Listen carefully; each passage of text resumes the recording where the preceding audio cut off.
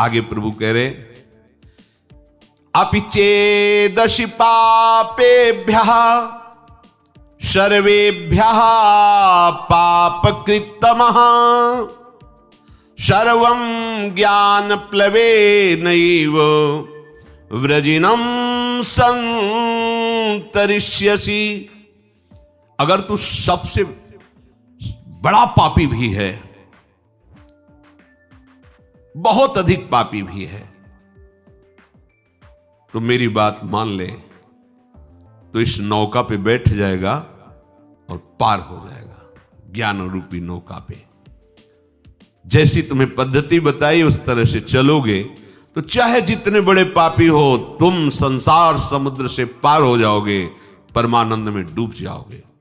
अपि चेदशि पापेभ्यः सर्वेभ्यः पापकृत्तमः। पाप करने वालों को पापकृत कहते हैं, अधिक पाप करने वालों को पापकृत्तर कहते हैं, और जो महापापी होता है उसे पापकृत्तम कहते हैं। अगर तू महापापी भी, पापकृत्तम अर्थात महापापी, मतलब तुमसे बढ़कर कोई पापी हो ही नहीं सकता, वो भी भगवत प्राप्ति करने का अधिकारी है यदि ऐसे चले जैसा भगवान ने बताया। सदगुरु के पास जाके साष्टांग दंडवत करके विनम्रता पूर्वक उनकी अधीनता स्वीकार करके उनसे प्रश्न करे, जिज्ञासा करे, या वो अपनी तरफ से जो आपको आदेश उपदेश करें अक्षरशः पालन करें, तो आप चाहे जितने बड़े पापी हो आप भगवत प्राप्त कर लेंगे। कितना बढ़िया भगवान विश्वास दिला रहे, भगवान कह रहे ना, इसलिए किसी और प्रमाण की तो जरूरत नहीं, क्योंकि इनसे बड़ा कोई न्यायाधीश है नहीं। जब वो स्वयं कह रहे हैं अपि चेदशि पापेभ्यः सर्वेभ्यः पापकृत्तमः, समस्त पापियों में भी तू सबसे बड़ा पापी हो तो भी तू जो मैंने पद्धति बताई उसके अनुसार चलेगा तो इस संसार समुद्र से पार हो जाएगा।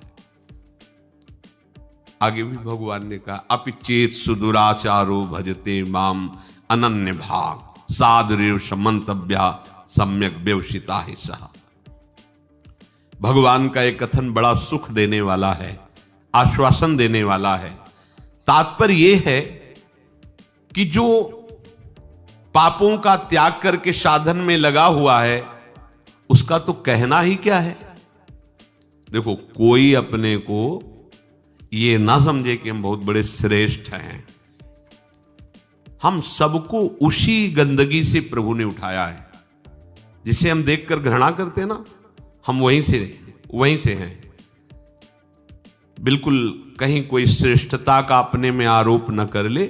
श्रेष्ठ है तो सब श्रेष्ठ है, क्योंकि सब उसी से प्रकट है।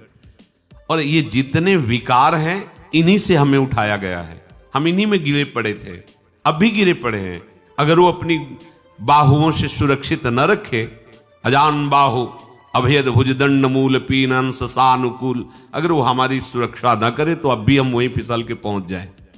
सबको ये बात समझनी चाहिए, कहीं इस बात का अहम ना आ जाए कि मैं श्रेष्ठ हूं, मैं महाभागवत हूं, मैं ज्ञानी हूं, मैं ब्रह्मबोध हूं। जो पापों का त्याग करके साधना में लग गए हैं उनका तो कहना ही क्या है, पर जिसने बहुत पाप किए हैं और पूर्वाभ्यास है पाप करने का, अब उसके उद्धार का क्या उपाय हो सकता है। जिसने पाप किए और उसको ग्लानि हुई और छोड़ करके पाप और सदगुरु की शरणों के साधन में लग गया, उसमें तो संशय ही नहीं, वो तो जाएगा ही जाएगा प्रभु के पास। भगवान यहां उसको विश्वास दिला रहे जो बहुत पाप किया, महापापी, और पूर्वाभ्यास भी पापों का है। अब उसको भी अपने उद्धार के विषय में निराश नहीं होना चाहिए भगवान के वचन मान करके। महापापी से पापी मनुष्य भी यदि सोच ले कि इसी जन्म में अब मुझे अपना कल्याण करना है, तो पुराने पाप उसको बाधा पहुंचाने की चेष्टा करेंगे। ऐसा नहीं कि वो शांत बैठे रहेंगे। वर्तमान के पाप उसको बाधा पहुंचाने की चेष्टा करेंगे, पर वर्तमान में साधु संग हो गया और उसने ठान लिया है कि मुझे अपना कल्याण करना है, उस ठानने में वो उनकी बात मानेगा। वर्तमान के पापों पर रोक होनी शुरू हो जाएगी और उनकी बात मानने पर उपासना में धीरे धीरे रुचि होने लगेगी, और जहां रुचि हुई तो पूर्व पाप जो बाधक हो नष्ट होना प्रारंभ हो जाएंगे। उसके हृदय में ये निश्चय होने लगेगा कि आज से मैं कभी पाप नहीं करूंगा।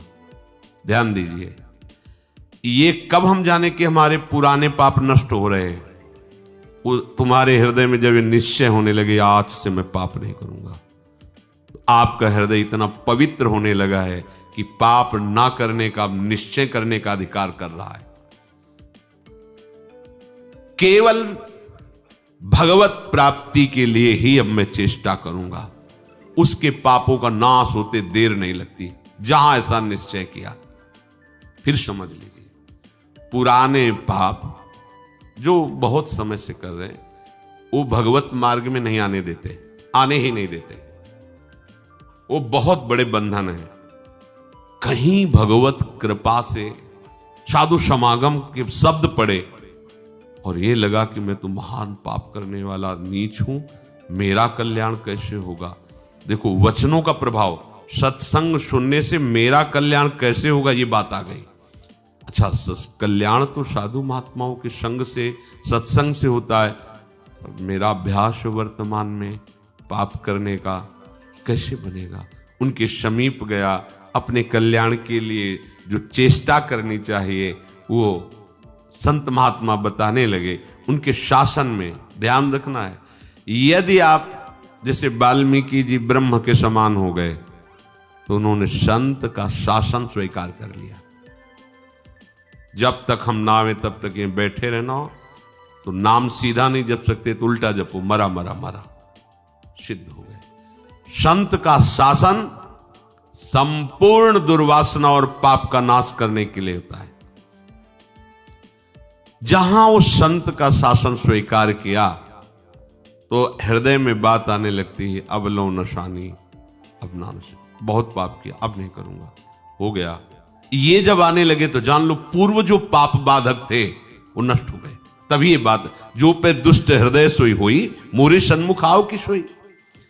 अब जे ही उसने ये जीवन में निश्चय किया आप केवल भगवत प्राप्ति, तो उसके सारे पाप नष्ट होने में देर नहीं लगती। अब उसे जैसे कोई पूर्व वाला देखे, कंठी बांध लिया, तिलक बांध लिया, ये हम जानते हैं, शराब पीता था, व्यभिचार करता था, कत्ल करता था, ऐसा वैसा, तो उसके लिए भगवान आदेश करे, साधु रे समंतव्या सम्यक व्यवसिता, ऐसा आप उसे साधु मानो क्योंकि मेरी शरण में हो गया है। मैं कहता हूं अपिचेत सुदुराचारो भजते माम मनन्य भाग, साधु रे समंतव्या सम्यक, कल था आज मेरा हो गया है। अब इसे आदेश करते भगवान, साधु सम्मंतव्या, तुम इसे साधु ही मानो क्योंकि मैं करूंगा इसे साधु, करो सद्यते ही। उसी के आगे श्लोक, क्षिप्रम भवति धर्मात्मा, बहुत जल्दी मैं उसे धर्मात्मा महात्मा बनाऊंगा। जब बनाने वाले कह रहे मैं बनाऊंगा तो आप फिर अपने को मानने में क्या है? ऐसे उसके पाप नष्ट हो जाते हैं जैसे 100 वर्ष से घना अंधेरा छाया हो और आप प्रकाश प्रकट करें तो 100 वर्ष में ही क्या हो, अंधेरा नष्ट होगा क्या? ना, 1 मिनट में खत्म हो जाए। वो प्रकाश जो ही जला, अंधेरा खत्म। ऐसे ही पाप नष्ट होता है। बोले बहुत पुराना पापी है और ऐसे ही खत्म हो गए। ऐसे खत्म होता है शरणागत का पाप, जैसे 100 वर्ष से साल में अंधेरा है, एक बल्ब जला, 1 सेकंड में प्रकाश हो, खत्म। अंधेरा 100 वर्ष का। अब उसके लिए यह सिद्धांत नहीं कि 100 वर्ष आप प्रकाश करो तब अंधेरा खत्म, नहीं, ऐसे ही एक क्षण में पाप सारे के सारे भस्म शरण ने स्वीकार कर लिया। शरण ने, हम तो आम सर्व पापेभ्यो मोक्षयिष्यामि मा शुचा, मैं पवित्र करूंगा। कितने घंटे में? 1 सेकंड में, जा खत्म। जैसे प्रकाश हुआ 100 वर्ष का अंधकार नष्ट, ऐसे अनंत जन्मों के पाप सन्मुख होए जीव मोय जमहि, जन्म कोट यघ नासों। विश्वास करो इस बात पर। चेत, प्रभु कह रहे प्रायः ऐसे पापरत मनुष्यों को ये चेतना नहीं होती कि मैं भगवत प्राप्ति करूं, संत समागम, या नाम जप, नाम कीर्तन, चेतना नहीं होती इनकी। ये चेतना लुप्त रहती है। ऐसा नहीं कि उनमें सामर्थ्य नहीं, पर वो लुप्त। पापवंत कर सहज स्वभाव, भजन मूर्ति भावन का। उसके अंदर भाव ही नहीं आएगा भजन आदि का। तो चेत ऐसे जो पापात्मा जन होते हैं, पहली बात उनके अंदर सत्संग में जाना या भजन आदि इसकी रुचि ही नहीं हो। अगर कहीं भगवत कृपा से या किसी, अब जैसे उनके अंदर ये रत्या है, उनकी पत्नी भगवत चरणारविंद की, महाप्रभु की शरणागत है, आश्रित है, तो कैसा कृपा बन रहा है। वो जरूर बोलती उस समय, फिर मंजीरा लेकर राधा नाम का, ये तो बढ़िया है, राधा नाम कीर्तन कर। यद्यपि ऐसा नहीं करना चाहिए, ऐसे दुर्व्यसन नहीं कर, पर दुर्व्यसन नहीं छोड़ सकते और राधा नाम स्वीकार कर लिया तो इस बात हमें विश्वास है, राधा नाम की महिमा पर निश्चित आपका मंगल होगा। निश्चित आप इसी जन्म में ऐसी घृणा करेंगे कि देख लेना, निश्चित ये नाम और ये भगवत प्रीति, ये भगवत प्रीति है। मैं नीच हूं, मैं पामर हूं, अधम हूं, पर प्रभु आपका नाम, आपका गुण कीर्तन, आपकी महिमा, छुट्टी 84 भ्रमंते निरखय जुगल किशोर, ये हम सत्य मानेंगे। इस असत वृत्ति की सत्ता नहीं है, और इसकी राधा नाम की, चतुरासी जी की इसकी सत्ता है। इस असत वृत्ति की सत्ता नहीं है। ना सतो विद्यते भाव, ना भाव विद्यते सता। ये सत वृत्ति तुम्हारा परम मंगल कर देगी। यदि किसी महापुरुष का संग हो जाए, ऐसी कोई घटना घट जाए, ऐसी परिस्थिति बिगड़ जाए, ऐसा वातावरण हो जाए कि उसे उससे ऊब करके किसी संत का आश्रय ले ले, महापुरुष का, तो कोई